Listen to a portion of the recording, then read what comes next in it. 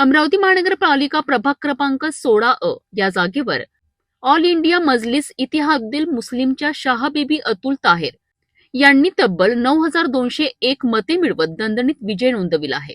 काँग्रेसच्या सौदागर आरेफा बानो युसुफ खा यांना 4,887, वंचित बहुजन आघाडीच्या कुरेशी शहाजानो बानो यांना 4,648, तर राष्ट्रवादी काँग्रेसला केवळ 2,793 मते मिळाली.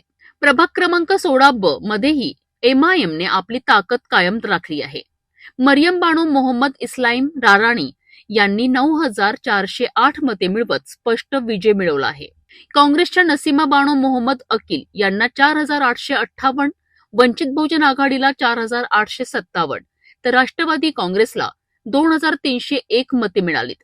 प्रभाग क्रमांक 16 या जागेवर निकालाने सर्वांनाच धक्का दिला आहे. अपक्ष उमेदवार मोहम्मद रेहान मोहम्मद यासीन यांनी तब्बल 9,805 मते मिळवत मोठा विजय मिळवला आहे.